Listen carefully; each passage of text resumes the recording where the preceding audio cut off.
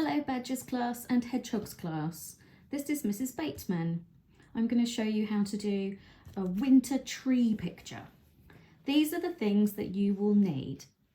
You're going to need some crayons. Now I went for dark colours and so I've got a dark blue, that's actually a purple, and then I've got dark brown, light brown, red and green. If you've got a nice wide paintbrush, that would be perfect, but just use what you have at home. You're also going to need some salt and you're going to need some newspaper. You'll need something to mix the paint in. So if you don't have a palette like me, you could just use some empty yogurt pots, but wash them out first. Now, I can't find my watercolour paint, and that's really what I need for this activity. But I've got some powder paint, and what I did is I mixed it up really, really thin. So the first thing that I did, after making a space, I don't need the newspaper just yet.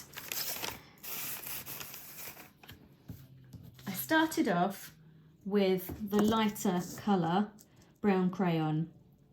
And what I did is, with my piece of paper, I just did the outline of the tree.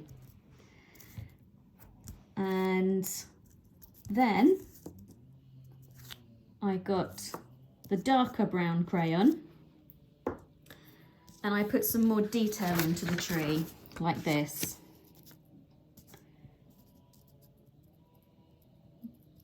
Now, when I look really closely at trees, I don't just see brown, I see lots of different colours. And this is why I added more colours. I wanted to make the wood of the tree not just look flat and brown, but to really come alive. So then I got my red crayon. Now, red crayon can look a lot like pink crayon, so you might want to test it on a scrap piece of paper first to make sure you've got your red. And I filled in some more detail using the red crayon. Then I got my blue crayon and I went over adding some more detail to the picture with my blue crayon. So you can see it's starting to look really warm, that wood, and interesting. Now, I then got my green crayon and I added some green to my picture.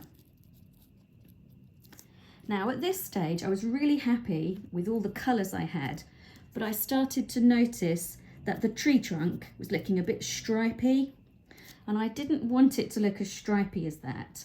So what I did is I got my brown crayon again, and I've rubbed the brown crayon on top to blend all those lovely colours in, so that it went back to looking brown again, but this time it had some really interesting colours mixed in with the brown. Then I wanted it just a little bit darker, and this is where my purple crayon came in. So it's a very dark purple. I had my purple crayon and my brown crayon, and in a few places where I felt it needed to be a bit darker, I added some purple and then I mixed it with the brown on top. And this is what I got at the end. And I was quite happy with this picture after all that work. Now, the next bit is where you're going to need the newspaper. The amount of crayon that has gone onto these pictures has made the crayon really thick, and that's great. That's exactly what we want. So, you'll want to get your newspaper. Now, you can see where I did some painting and I made quite a mess, but also this really helps because the paper I used is very thin. I just used the sort of paper that you'd put in the printer. And so the newspaper underneath really helps to soak up that extra water. Now you can probably tell that these are photocopies, so I'm not really going to paint over the top of those, but I'm going to show you what you might like to do as well. So on a spare piece of paper, you probably want to test the colours that you've mixed up. So the sky in winter can be all sorts of different colours, but the first colour that I mixed up just didn't look right at all. And it came out a bit like this. And I just thought, no, that's not the right colour for me. So then I mixed up some more paint, a bit darker this time, and it came out a bit like this. Now to me, that sky is very pale. So if you like that effect, you can go for that and you can build up a bit more.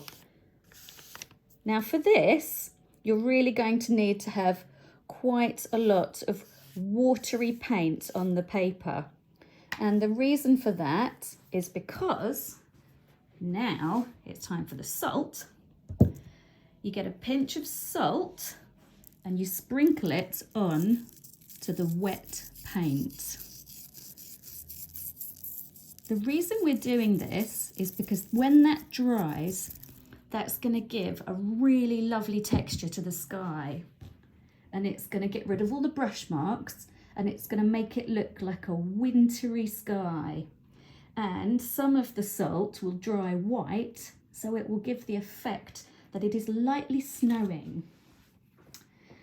Now you might want your sky to be a bit darker, so just mix your paint up a bit thicker, okay? And then you might get a nice dark sky like this. Now don't worry about going on top of the crayon that you've done, because if you've pressed nice and hard like this, and you've got your tree there, I'll just do a really quick one. The other one actually took me quite a long time. Watch what happens when you try and paint over the wax crayon. The paint won't stick to it, so your lovely tree picture will really pop out. That's just a bit of water that's sitting on top of the wax, and you can wipe it off. Don't forget, while the paint's wet, sprinkle on your salt. And then you're going to have to be patient. Your picture, when you're finished, is going to be really wet and soggy. So you're going to need to leave it somewhere to dry. I've got lots of pesky cats in my house that like to walk across my wet paintings, so I have to normally sit there and look after them. But you might have somewhere safe that you can put them where they won't be disturbed. And then, when you've been very patient and waited, and it's completely dry, you might get a picture something like this. Well, I hope you have fun, and I can't wait to see some pictures on Seesaw to see how you did with your winter tree.